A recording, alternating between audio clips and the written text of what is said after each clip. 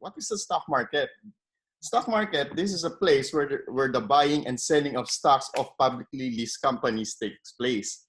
So doon tayo bibili ng mga stocks na kailangan. Next.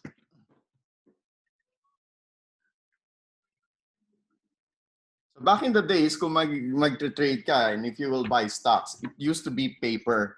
Bibigyan ka nila ng certificate wherein your name is listed in that certificate. That's the stock certificate.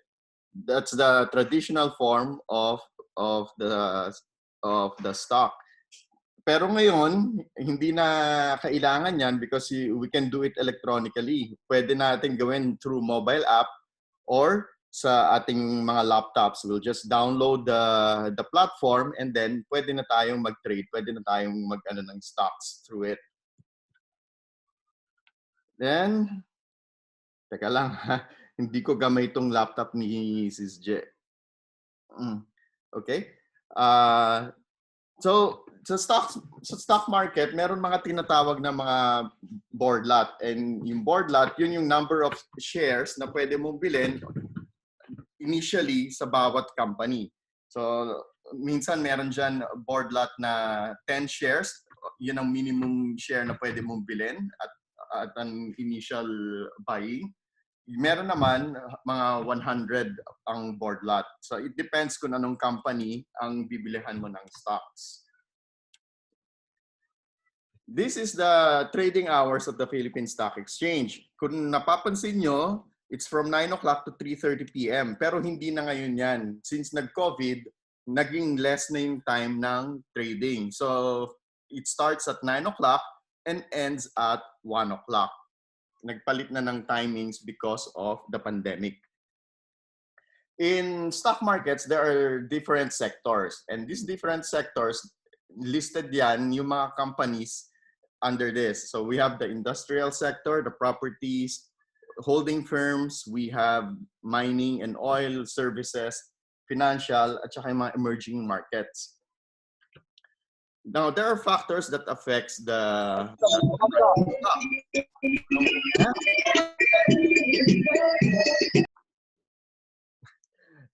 factors that affect the price of stock movement. Unang-una is the world events, economic growth, yung hype, the politics, supply and demand, company news, and natural disasters. All of this makakaapekto sa presyo ng stocks.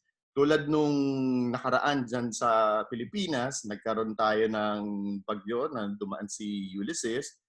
Maraming mga stocks ang bumagsak, but now, unti-unti nagre-recover yung nasa industrial sector. Then there are two ways to earn money in stocks. Una is the capital gain and the dividend. So what's the difference between capital gains and dividends? Capital gains, the profit that results when the price of a share held by a stock rises above its purchase price and the share it is sold. Kunyari sa isang stock, you bought it at 5 pesos. Then after a few hours or days or weeks, nag-increase siya into 10 pesos. And then you sold the stock. So yung kinita nun, that will be the capital gain. Then the dividends, the dividends naman is the share of the profit of a company distributed to its shareholders.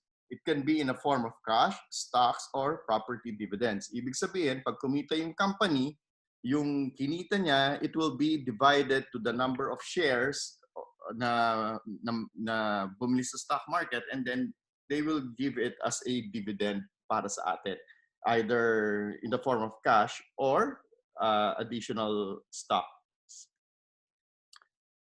Charges. Pag nagte-trade kayo sa stock market, always remember that meron mga charges yan. Every time you buy, meron yan broker's commission, you have VAT commission, meron VAT commission. You will also pay for the fees ng Security Clearing Corporation of the Philippines at saka yung PSE fees. Mas malaki ang charges pag nagbenta ng stocks kesa ng pagbumili ng stocks. Because when you sell the stock, magkakaroon ka ng additional sales tax. Kaya mas mataas ang charges when you sell. Which is isa to sa difference. Sa mutual funds po, walang charges na ganito kay IMG. But if you do your own for investment, meron tayong charges. So, what are the reasons to get into stocks? First, it is an opportunity to gain through capital appreciation. Anong ibig sabihin ng capital appreciation? Ibig sabihin, when you buy a stock at a certain amount and then the amount rises, tulad ng example ko kanina, no? Binili mo ng 5 pesos and then after some time, tumaas ng 10 pesos. Pag binenta mo yon, yun ang capital appreciation mo. An opportunity to make gains through stock and cash dividends. Again, another way to earn. A way to diversify your investment portfolio. But diversification in stock market compared sa mutual funds, medyo malaki ang difference. So later on, we will discuss that. So if you invest in the stock market, of course, meron mga investors protection. Ito yung mga companies that protects the investor. Nandiyan yung Securities Investor Protection Fund, ang PSE, or the Philippine Stock Exchange, and the Securities and Exchange Commission, or SEC. Marami pa mga acronyms na nandyan which protects the investors.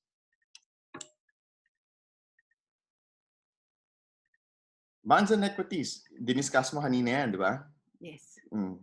So lumalabas po kung titignan nyo in the long run, mas kumikita ng mas may high risk, high reward pag nasa equities. Pag bonds, ang purpose mo kasi sa bonds is capital preservation eh. Hindi siya lalaki ng sobra-sobra pero at least yung nilagay mong 10,000, 5,000 pesos, 100,000, alam mo na hindi yan bababa. Samantalang dito, may possibility na bumaba siya ngayon pero tataas siya. Yung pagtaas niya dito, pwede uli yung bumaba dito. So yung value ng 10,000, pwedeng maging 8,000, 9,000, and even a 5,000 po. So kaya nga sinasabi, kung long term yan, at i-factor in natin ang long term dyan with the risk and reward, ma-outgrow niya na rin yan at pwedeng yung return bumalik sa'yo. Pero syempre, kailangan wag mo siyang agad-agad kukunin. Kailangan i-timing mo rin yung kuha mo ng mga shares mo. Pero ang tanong, saan mo ilalagay? Bonds or equities? Kagaya po kanina nung sinabi namin, depende po yon sa profile mo. Aggressive ka ba? Conservative? Depende rin sa risk factor mo. Yes. Because if you put it in bonds, less risk, less gain. But if you put it in equities, more gain, but higher risk. Correct. So here are some investment tips. Determine your financial net worth. Yan yung sinabi namin kanina. So your financial net worth is equal to what you own and minus what you owe. Kung meron kang utang, loans, and everything. Kung anong meron ka, minus mo yung mga utang mo, yung mga loans mo. Set up your budget, paying bills, plus buying needs, plus savings, plus investment. Know your profile as an investor. Nandyan yung iyong risk factor. Aggressive ka ba? Conservative ka? Or you can go for the balance. Diba?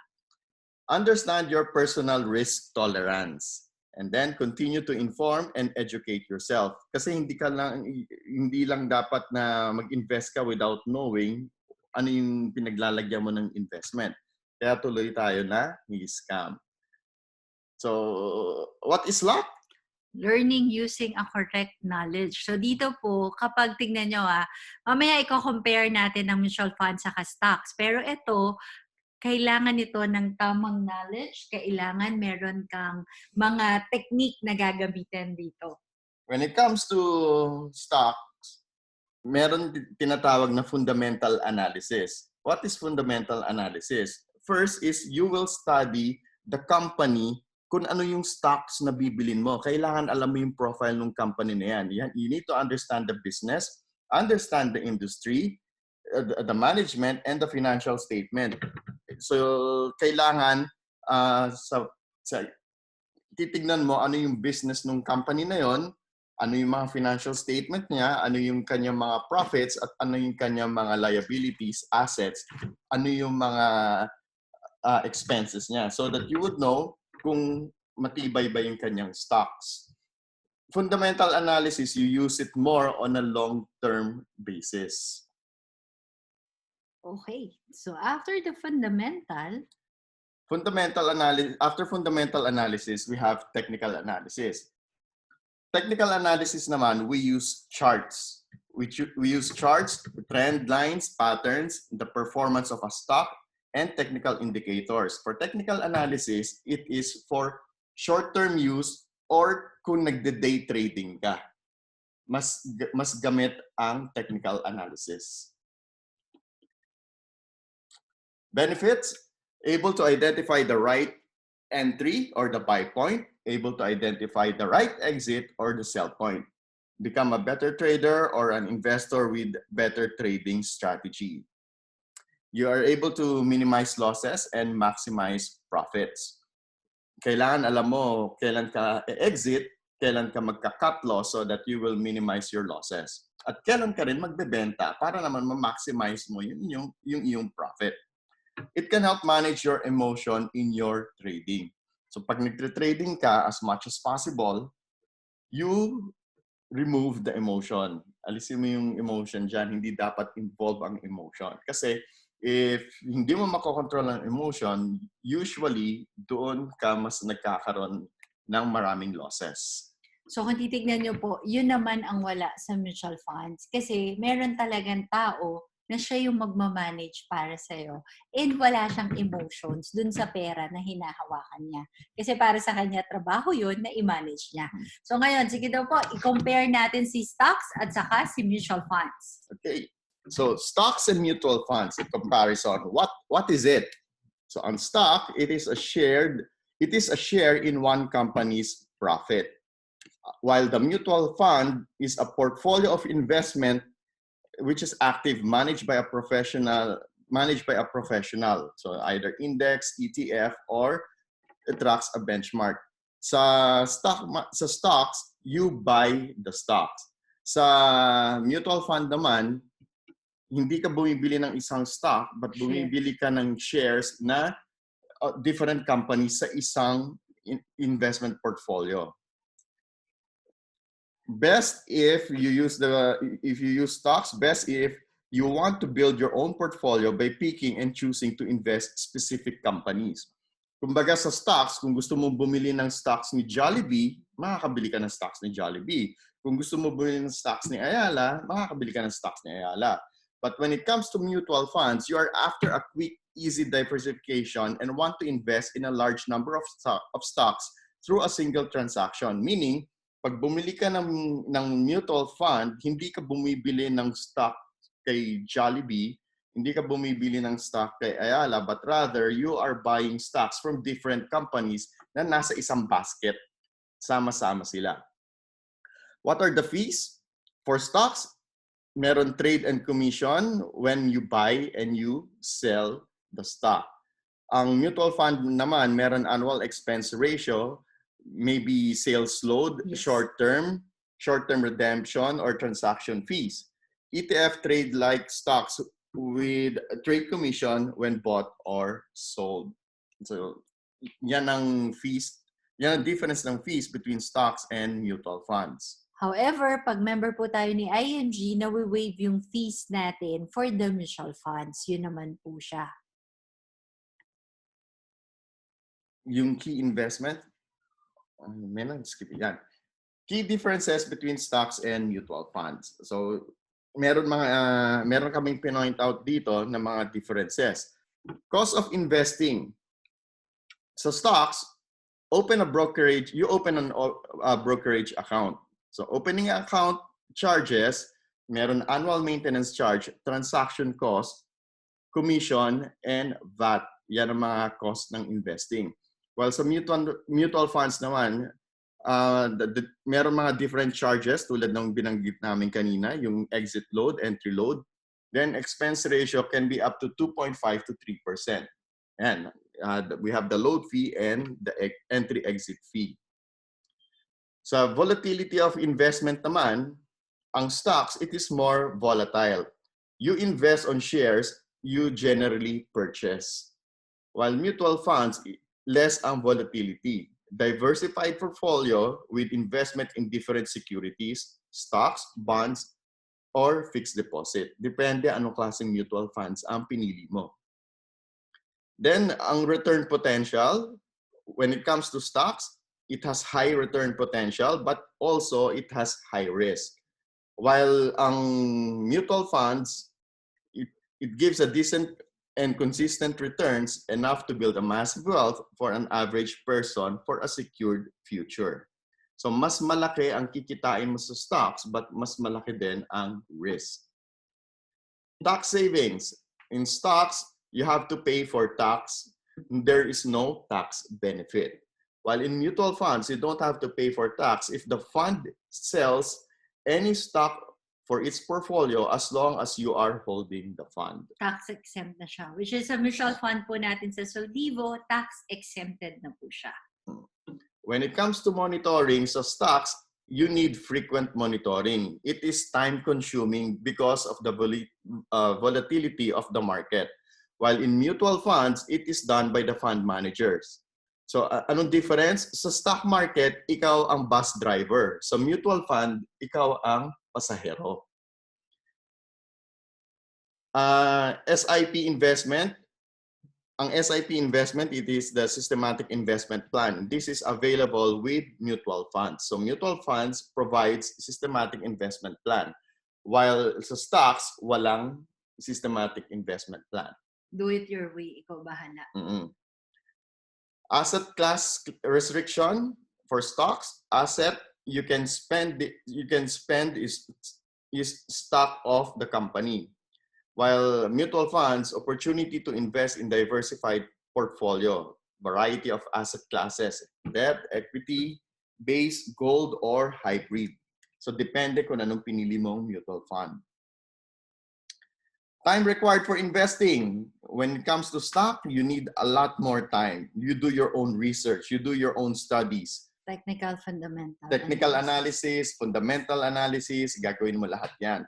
But when it comes to mutual fund, fund manager ang bahala dyan. Silipin mo lang siya once a week, once a month, pwede rin po, walang problema. Ease of investment. Ease of investment, stock market, you open a brokerage account with the help of a stockbroker. So minsan sa stock market, it will take time bago ma-activate yung iyong account. Sometimes it runs for a week bago pa makapag-start ng trading. Correct. Kasi ibibigay mo pa yung details mo, bibigay mo pa yung details mo, ipapasok pa nila sa system yan bago ka makapag-start ng investment. Yes. While sa mutual fund, you can do quick start. Just download and register kung anong mutual fund platform meron online, and then you can start investing. Time horizon of investment. In stock market, you can do short-term, medium-term, and long-term investment. While some mutual funds, it's more on a long-term investment within 5 to 7 years, not trading funds, but investing for the long run to make money by capital appreciation or regular dividend funds. Control of investment. In stocks, you have the control. You have the power. You don't need to be dependent on fund managers. While in mutual funds, wala kang control. It will all depend on the fund manager. Kaya kung magaling ang fund manager mo, madali kang kikita. Pero kung mahina ang fund manager, then pwedeng malaki rin ang risk mo na hindi ka ganun kumita. Pros? What are the pros between stock market and mutual funds? So unahin muna natin ang stocks. Stocks, high liquid. No annual or ongoing fees. You have complete control over the companies that you choose to invest. It is tax efficient. You can control your capital gains by timing when to buy and when to sell the stock. Ang pros naman ng mutual funds, easy diversification. Each fund owns small pieces of many investments. Samot-sari. Meaning, pag bumili ka ng mutual fund or pag kumuha ka ng mutual fund, sari-sari na yung sectors na meron ka because it is already diversified. While sa stocks, kailangan mo yung piliin isa-isa. Anong sector? Another pro for mutual funds, professional management is available. Nandyan yung fund manager. you avoid trading cost. So wala kang babayaran dyan na VAT, wala kang babayaran na commission, wala kang babayaran na sales tax. And low ongoing fees for mutual funds. Plus kung member ka nga ng IMG, there are some fees which are already wave na waived. siya. Mutual fund also convenient, less time intensive for investors. Hindi mo kailangan bantayan. The cons for stocks, it is more risk. Must hold many individual stocks to diversify. So yun yung sinasabi ko. Kung gusto mong meron kang stock under the sector ng financial, pipili ka. Under industrial, pipili ka rin ng ibang stock doon. Cons ng stock, again, it is time intensive kasi kailangan mong bantayan. You also pay for commission to buy and sell. Cons naman ng mutual funds, meron annual expense ratios. Many funds have minimum investment and typical trade only once per day after the market closes. And then it is also less tax efficient. Okay, so yan daw po siya. So ngayon, let's put in